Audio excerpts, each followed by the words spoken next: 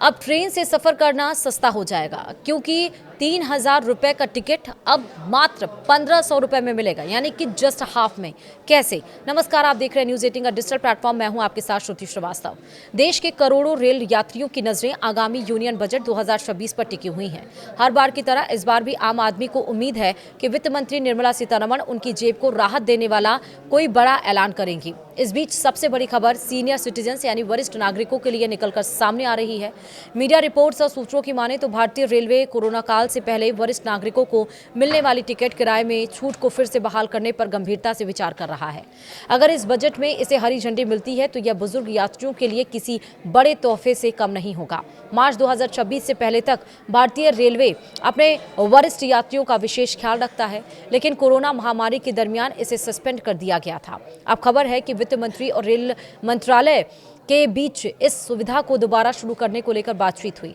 अगर बजट में इस प्रस्ताव पर मुहर लगती है तो 60 साल या उससे अधिक उम्र पुरुष और 58 साल या उससे अधिक उम्र की महिलाएं फिर से रियायती दरों पर सफर का आनंद ले सकेंगी। यह छूट स्लीपर से लेकर एसी फर्स्ट क्लास तक सभी श्रेणियों में लागू हो सकती है, जिससे लंबी दूरी की यात्रा करने वाले बुजुर्गों को बड़ी आर्थिक मदद मिलेगी। वहीं कोरोना काल से पहले ही नियमों को देखें तो रेलवे 58 वर्ष या उससे अधिक उम्र की महिलाओं को सभी श्रेणियों के टिकट पर 50% की छूट देता था। इसका सीधा मतलब है कि अगर फर्स्ट एसी का टिकट 3,000 रुपए का है तो महिला यात्रियों को इसके लिए केवल 1,500 रुपए ही चुकाने होंगे। यह सीधे तौर पर आधी कीमत की बचत है। वहीं 60 वर्ष या उससे अधिक कम उम्र के यात्रियों के लिए यह छूट 40% थी।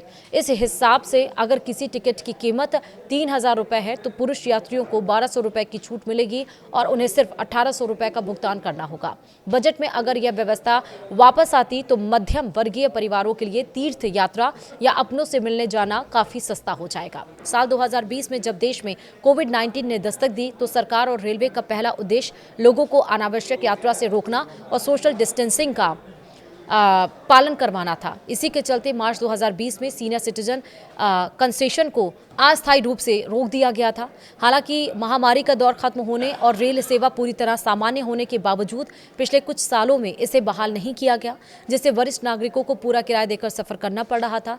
अब रेलवे की आर्थिक स्थिति में सुधार के बाद इस मांग ने फिर जोर पकड़ लिया है। इस सुविधा की सबसे खास बात इसकी सरलता थी। अगर सरकार इसे पुराने स्वरूप में ही लागू करती है तो यात्रियों को छूट पाने के लिए किसी दफ्तर के चक्कर काटने या कोई विशेष कार्ड बनवाने की जरूरत नहीं होगी।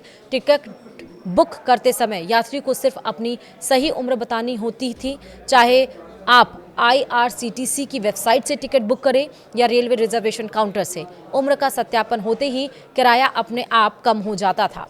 वीडियो में इतना ही। नमस्कार।